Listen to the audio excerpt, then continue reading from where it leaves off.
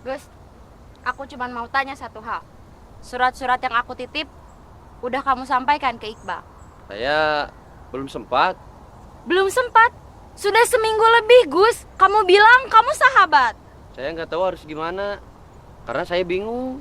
Bingung? Atau kamu sengaja? Saya cuma manusia biasa, Nes. Saya juga punya perasaan. Dan kamu milih bohong, nyimpan semua surat itu. Terus nggak bilang apa-apa. Sebenarnya saya takut kehilangan kamu. Kamu bukan hanya egois, tapi nggak jujur. Kamu bukan sahabat, kamu penahan perasaan orang lain. Saya pergi sekarang. Dan mulai hari ini, jangan titip perasaan siapa-siapa lagi. Kalau kamu nggak bisa jagain dengan benar.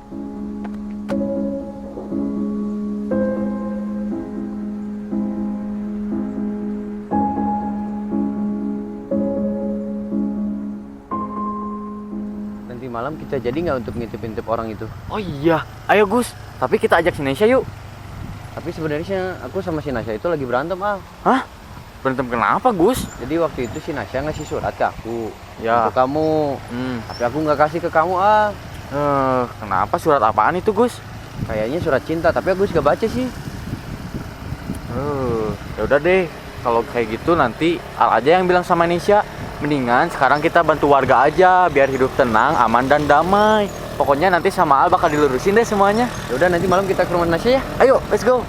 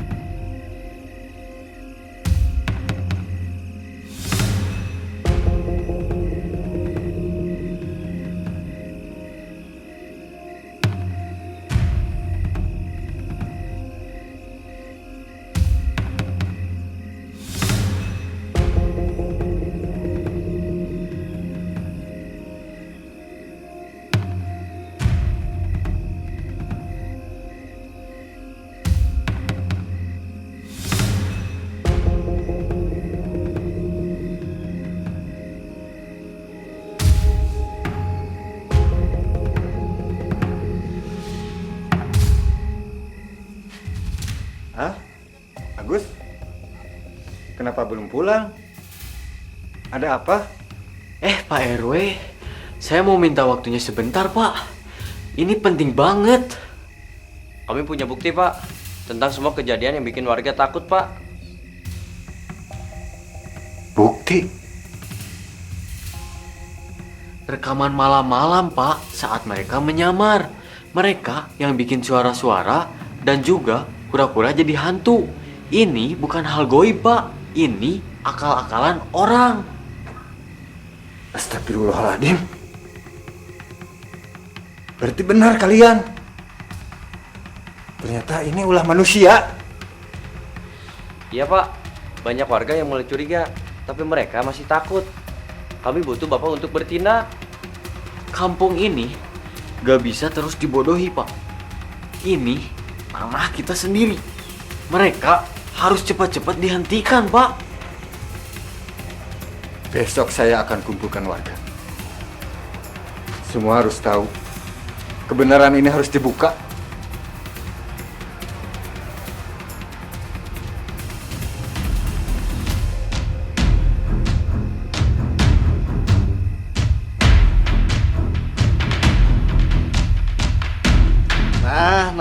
Nah.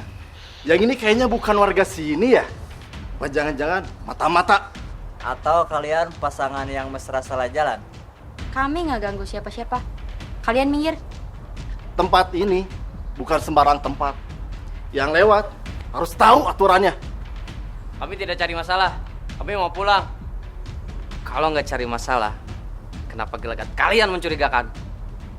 Atau cantik ini mau nemenin kita nongkrong dulu? Jangan sentuh saya.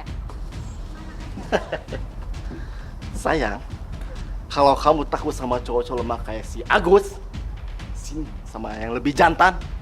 Kalian jangan kurang ajar. Kamu siapa? Ngajarin kita sopan santun? Agus, hentikan ini. Kalian semua pengecut. Tenang aja cantik, sebentar lagi dia pingsan. Terus kamu tinggal pilih duduk di pangkuan siapa. Lepaskan mereka sekarang juga. Permainan kalian cukup sampai di sini.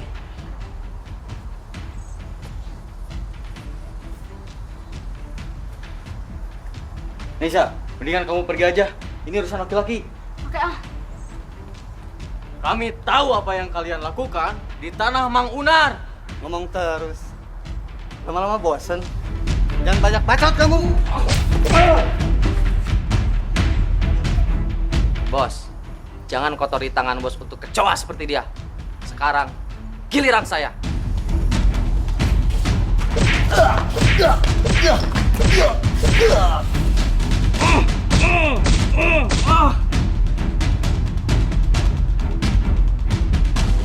Kalian gak bisa terus-terusan begini. Itu tanah kami. Itu kampung kami.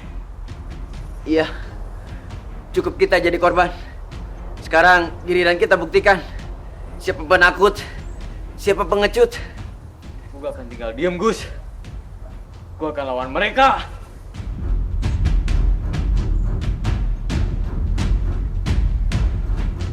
Besok jangan sampai kalian macam-macam. Mending kalian angkat kaki sebelum kuburan kalian kami gali. Paham?